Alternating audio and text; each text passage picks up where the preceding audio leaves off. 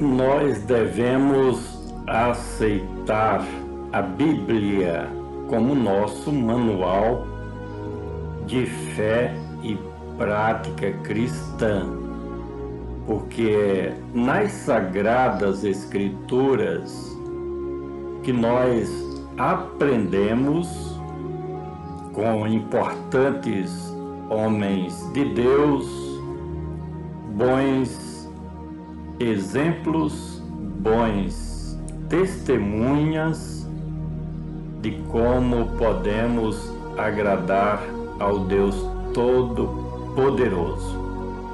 Quando nós estudamos a vida dos heróis da fé, eles nos deixaram os seus exemplos e que precisamos, acima de tudo, viver aquilo que nos ensinam as Sagradas Escrituras. E havia, já na época dos apóstolos, a preocupação com o bem-estar do nosso próximo, do nosso semelhante.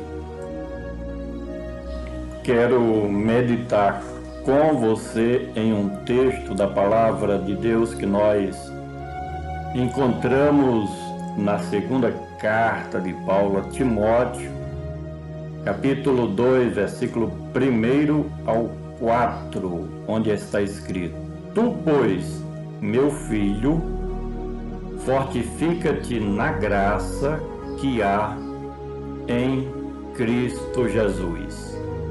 E o que de mim, entre muitas testemunhas, ouvistes, confia-o a homens fiéis, que sejam idôneos, para que também possam ensinar os outros. Sofre, pois, comigo as aflições como bom soldado de Jesus Cristo. Ninguém que milita se embaraça com coisas desta vida, a fim de agradar aquele que o alistou para a guerra, para a batalha.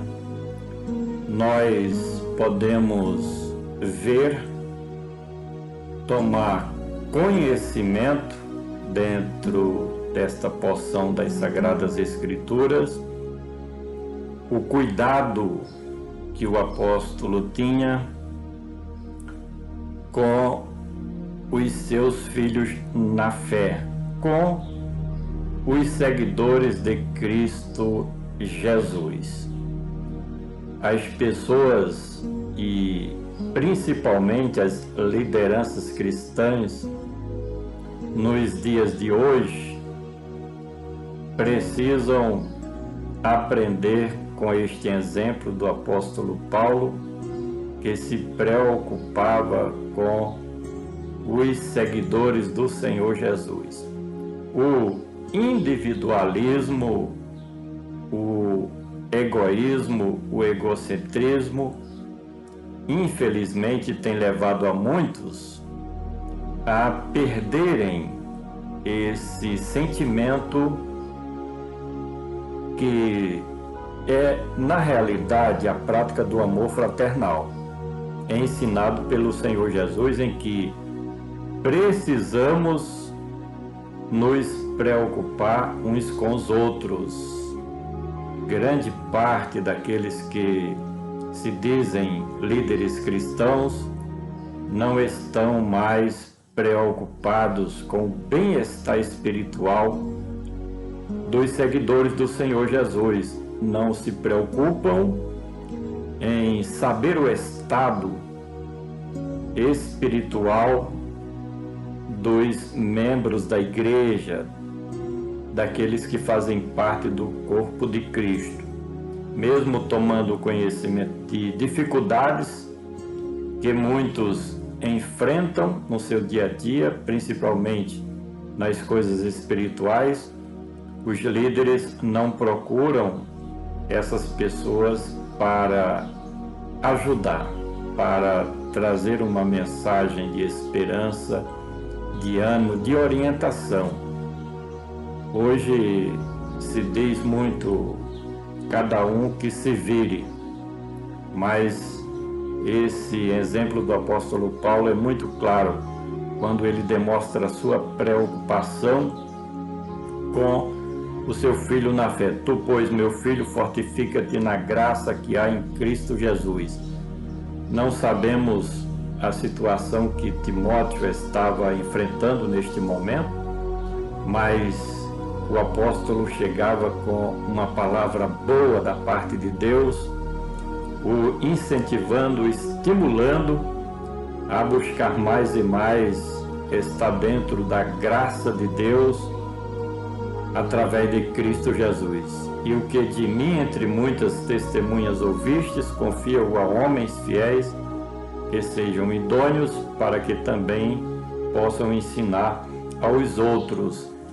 O apóstolo Paulo, ele dava o seu próprio exemplo de como seguir a Cristo de maneira digna.